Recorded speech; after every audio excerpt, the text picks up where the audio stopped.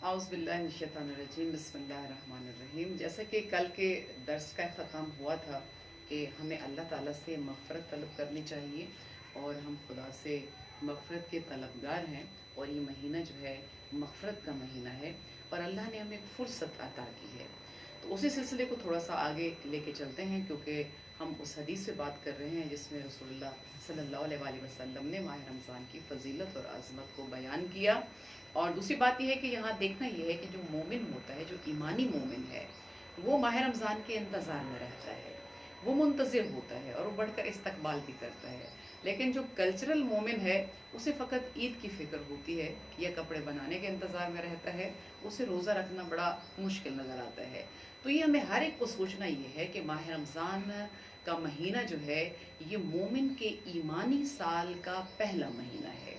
शाबान जो है वो ईमानी साल का आखिरी महीना है और माह रमज़ान जो है ये ईमानी साल का पहला महीना है। मैंने लफ्ज़ इस्तेमाल किया ईमानी साल, क्योंकि आप देखें कि हर चीज़ का जो है ना वो साल की इब्तदा होती है, साल से इब्तदा होती है। मसलन पाकिस्तान का आप देखें कि माली साल शुरू होता है जून के महीने से। जून में बजट बनता है जिसमें ये अंदाज़ा लगा लिया जाता है कि इसमें खसारा कितना हुआ है और आगे हमारा जो है वो बजट कितना होना चाहिए। तो जून का महीना, माह जून, ये हमारे मुल्क के माली साल का पहला महीना है। इसी तरह आप देखें कि तालीमी साल का भी एक महीना है। तालीमी साल की इब्तदा जितने भी सरकारी स्कूल्स हैं, कॉलेजेस हैं, उनकी इब्तदा जो है मतलब मार्च के महीने से शुरू होती है। मार्च में रिज़ल्ट आ जाते हैं और नई क्लासेस का जो है वो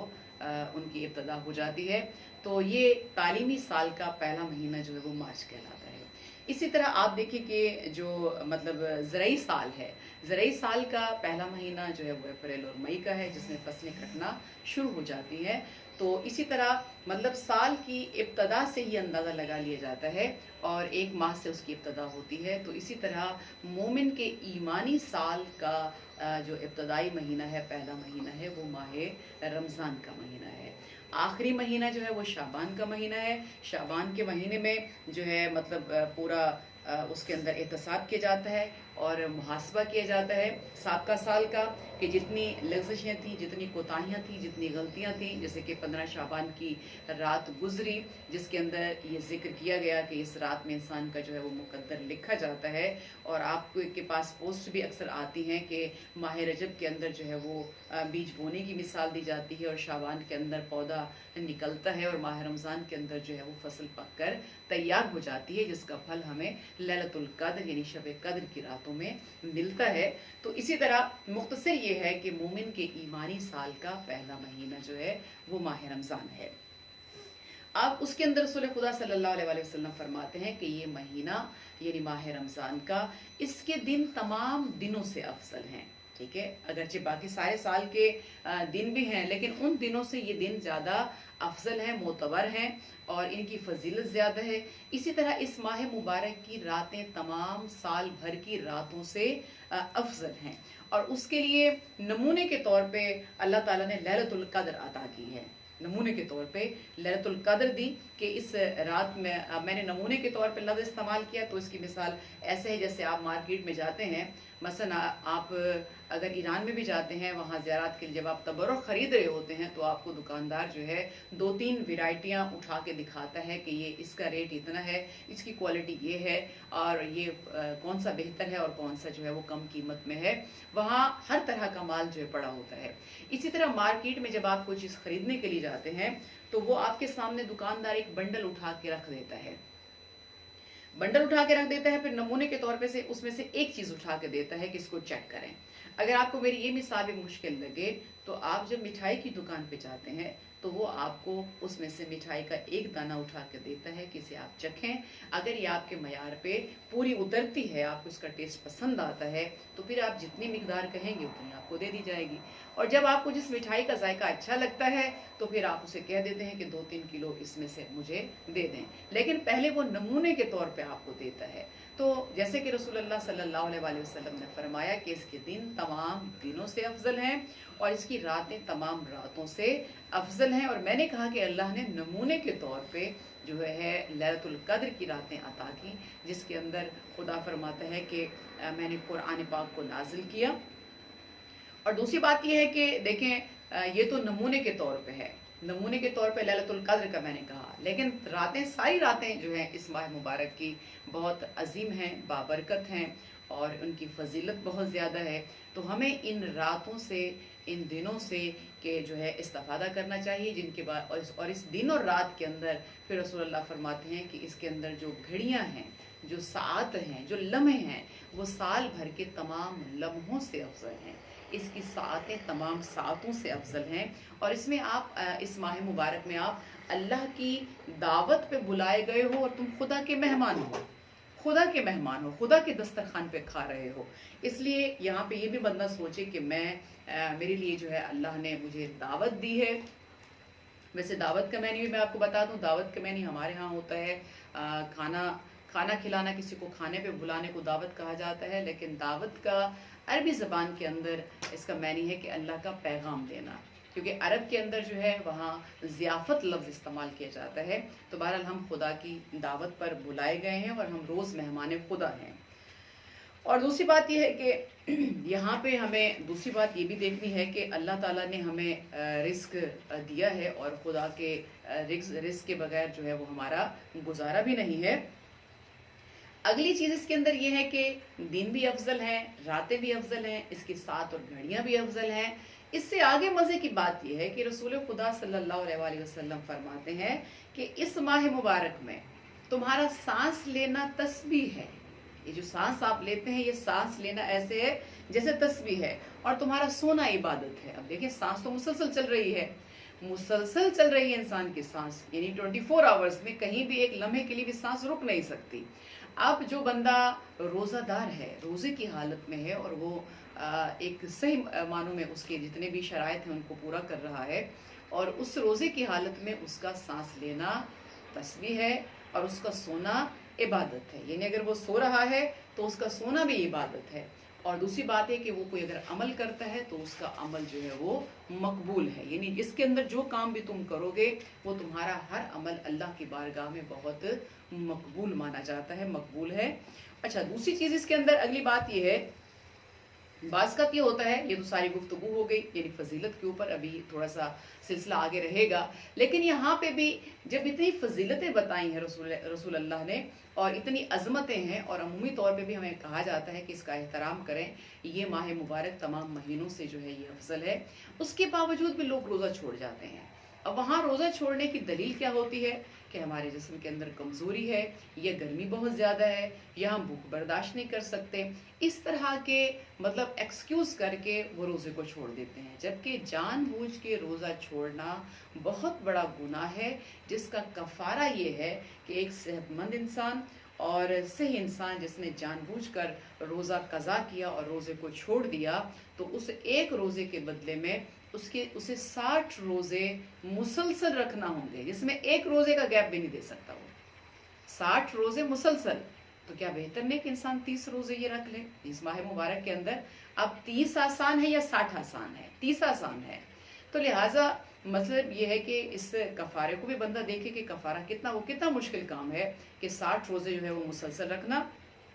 یا اس کے بدلے میں یہ ہے کہ 60 مسکینوں کو جو ہے وہ کھانا کھلانا ہے۔ اچھا، دوسری بات یہ کہ اگرچہ واقعاً بھوکا رہنا مطلب آسان کام نہیں، لیکن سارا انسان کھاتا رہتا ہے، یہاں بھی انسان کو بھوکا رکھنا، اس میں اللہ کی ایک مصلحت ہے، ایک حکمت ہے خدا کی، کہ ایک فیکٹری، ایک مشینری سارا سال اگر کام کرتی رہے، تو آپ دیکھیں ہماری جتنی بھی ہمارے ہاں مطلب صنعتی ایریاز ہیں، یا صنعت ہے جو ہماری، وہاں بھی کارخانوں کو سال میں کچھ عرصے کے لیے، کچھ دنوں کے لیے بند کر دیا جاتا ہے، ٹھیک ہے، ان کو بند کر دیا جاتا ہے، ان کو دوبارہ رینیو کیا جاتا ہے، اس کے بعد ان کو سٹارٹ کیا جاتا ہے۔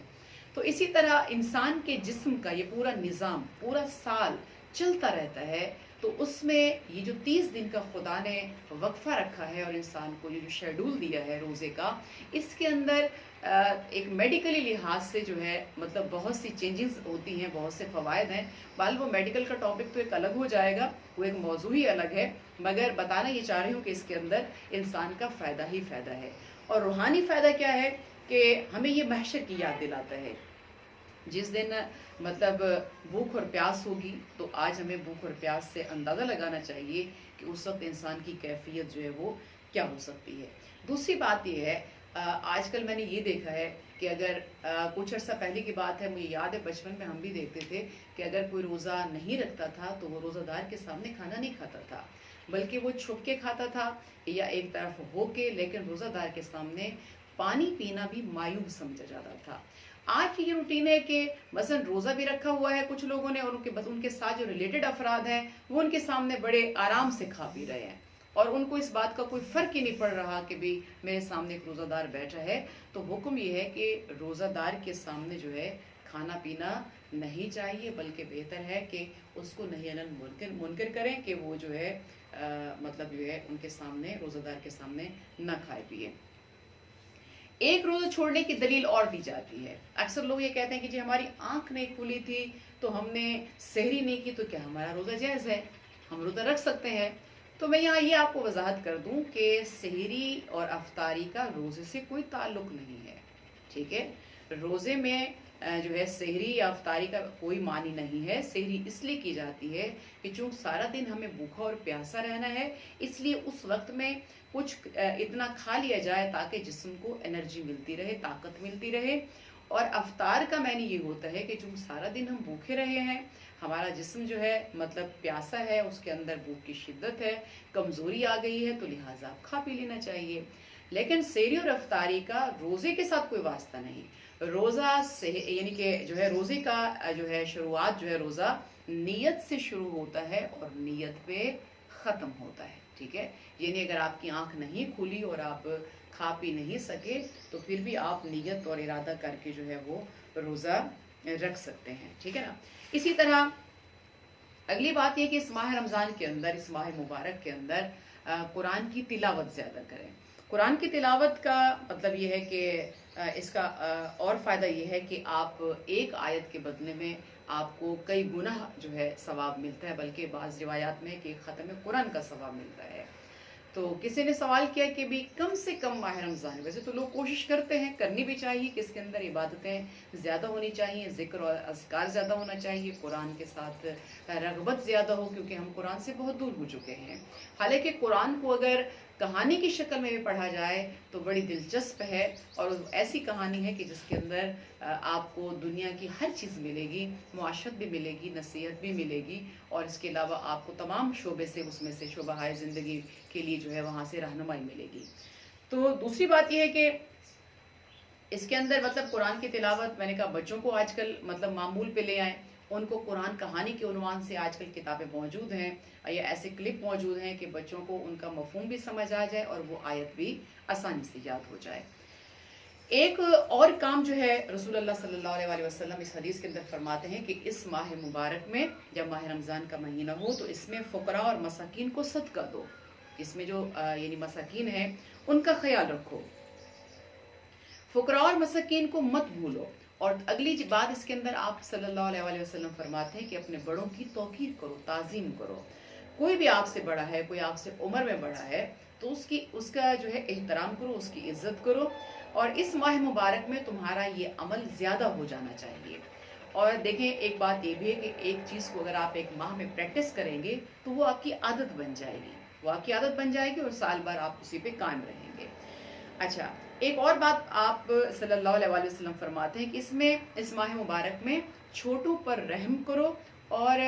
सिला रहमी करो। जो आपसे छोटे हैं उन पर रहम करो, शफकत करो उनके ऊपर। और सिला रहमी किससे है? अपने अजीज़ व अकारिब से, अपने रिश्तेदारों से और अपने दोस्तों से, कराबतदारों से। उनसे नाराज़ ना हो, हत्ता कि अगर वो नाराज़ हैं तो इस माह मुबारक में जो है मौका है कि उनको मना लें, उनके साथ सुलह कर लें। जब आप ऐसा करेंगे तो आप खुदा की बारगाह में बहुत अजीम हो जाएंगे और खुदा का जो है, खुदा की आपको रहमत जो है आपके शामिल हाल रहेगी। और सिला रहमी के बहुत से फ़वाइद हैं। मसलन वैसे तो एक अलग टॉपिक है सिला रहमी का, लेकिन मैं एक फ़ायदा उसका बता दूं कि सिला रहमी करने वाला जो है खुदा उसकी उम्र में इजाफा करता है, और जो कता रहमी करता है उसकी उम्र कम हो जाती है। और दूसरा, सिला रहमी करने वाले के अल्लाह ताला रिस्क में इजाफा करता है। अच्छा, यहाँ सिला रहमी और सुलह के हवाले से میں نے بات کی، یہ بات ہمارے معاشرے میں عام ہے کہ جب لڑائی جھگڑا ہو جاتا ہے وہ اس حد تک پہنچ جاتے ہیں کہ کئی کئی مہینوں تک، اور بعض لوگوں کو تو برادری کے اندر مثلا اکثر یہ خاندانوں اور فیملیز میں ہوتا ہے کہ ان کو کئی سال گزر جاتے ہیں ایک دوسرے سے بات نہیں کرتے، یعنی ایک دوسرے سے بالکل بات ہی نہیں کرتے، صلح ہی نہیں کرتے، بالکل صلح کی طرف آتے نہیں۔ وہ کیا ہوتا ہے کہ ایک انا کھڑی ہوتی ہے سامنے کہ بھی کون پہل کرے۔ یہاں پہ میں ایک واقعہ آپ کو سناتی ہوں کہ ایک دفعہ امام محمد باقر علیہ السلام بیٹھے تھے اپنے صحابہ کے ساتھ، تو وہاں پہ آپ نے اپنے درس کے دوران فرمایا کہ اگر دو مومن آپس میں لڑ پڑیں اور 3 دن تک اگر صلح نہ کریں تو خدا ان دونوں پہ لعنت بھیجتا ہے۔ تو ایک صحابی نے، ساتھی نے اٹھ کر سوال کیا، مولا اس میں تو ظالم اور مظلوم دونوں برابر ہو جائیں گے۔ آپ نے فرمایا، مولا نے فرمایا کہ اس میں ظالم اور مظلوم برابر نہیں ہوں گے، خدا 3 دن تک انتظار کرتا ہے کہ ان دونوں میں سے کون ایسا ہے جو مجھ اللہ کی خاطر دوسرے کو معاف کر دے، یعنی خدا کی خاطر معاف کر دے، اور جو پہل کرتا ہے، جو پہل کرے گا، یعنی وہ چلا جائے دوسرے کے دروازے پہ یا اس کے گھر اور اسے کہے کہ اگرچہ ہم دونوں کے درمیان یہ معاملہ ہوا، یہ جھگڑا ہوا، تمہاری غلطی تھی لیکن میں نے تمہاری غلطی کو راہ للہ معاف کیا ہے، راہ للہ میں نے معاف کیا ہے۔ اب جو پہل کرے گا، جو پہل کرے گا یعنی صلح کرنے کے لیے، اب وہ جب چل کر جائے گا اس کے دروازے پر، تو مولا فرماتے ہیں کہ اس کو ہر قدم کے بدلے میں 70 نیکی کا ثواب ملے گا۔ تو جتنے ساتھی بیٹھے تھے، صحابی بیٹھے تھے ساتھ میں، سب نے کہا مولا 70 نیکیوں کا ثواب؟ مولا نے فرمایا فقط اتنا نہیں، بلکہ جب وہ اسے مصافحہ کرے گا، ہاتھ ملائے گا، تو خدا اسے 70 حج کا ثواب دے گا۔ اب یہاں آپ ذرا سوچیے کہ ایک حج کو کرنا کتنا مشکل کام ہے، اور انسان، بعض لوگ اس کو بس حج کی خواہش لے کر مر جاتے ہیں، بعض لوگ بڑی محنت کے ساتھ سارا سال جو ہے پیسہ اکٹھا کرتے ہیں اور اس کے بعد زندگی میں ایک بار جو ہے حج نصیب ہوتا ہے، لیکن 70 حج کا ثواب ہے فقط اس ایک عمل میں کہ آپ کسی کو معاف کر دیں اور راہ اللہ معاف کر دیں اور معاملہ اللہ کی عدالت میں چھوڑ دیں۔ پھر بھی وہ ساتھی حیران ہو کے کہتے ہیں کہ مولا 70 حج کا ثواب؟ مولا نے فرمایا فقط 70 حج کا ثواب نہیں، بلکہ جب وہ اس کو گلے لگائے گا، ٹھیک ہے، اس کو گلے لگائے گا اور اس کو خلوص نیت کے ساتھ، خالص نیت کے ساتھ معاف کر دے گا، تو اسے ایک شہید راہ خدا کا ثواب ملے گا۔ وہ پھر حیران ہو کے سوال کرتے ہیں، مولا نہ تو وہ میدان جنگ میں گیا، نہ اس نے تلوار اٹھائی، نہ اس نے کسی کو قتل کیا، تو نہ وہ خود قتل ہوا، تو شہید راہ خدا کا ثواب کیسے مل گیا؟ مولا نے فرمایا کہ تلوار اٹھانا آسان ہے، میدان جنگ میں جا کر تلوار چلانا بھی آسان ہے، لیکن اپنی انا پہ تلوار چلانا، انا کو ختم کرنا جو ہے یہ مشکل کام ہے۔ جو انسان اپنی میں کو ختم کر دے، میں، یہ انا، اس جراثیم کو نکال دے اپنے اندر سے، وہ سب سے بڑا عظیم انسان ہے، اور اللہ تعالیٰ اسے شہید راہ خدا کے ثواب کے برابر اجر عطا کرتا ہے، اسے حج کا ثواب ملتا ہے۔ تو عزیزان، یہ ماہ رمضان آج ہمارے درمیان موجود ہے، اگر دل میں کسی کے لیے کوئی رنجش ہے، کوئی ناراضگی ہے، تو راہ للہ اسے معاف کر دیں، اس سے رابطہ کریں اور اس سے صلح کر دیں، تاکہ ہم وہ اجر و ثواب بھی حاصل کر سکیں اور ہمارا معاشرہ جو ہے وہ ایک جنت کا گہوارہ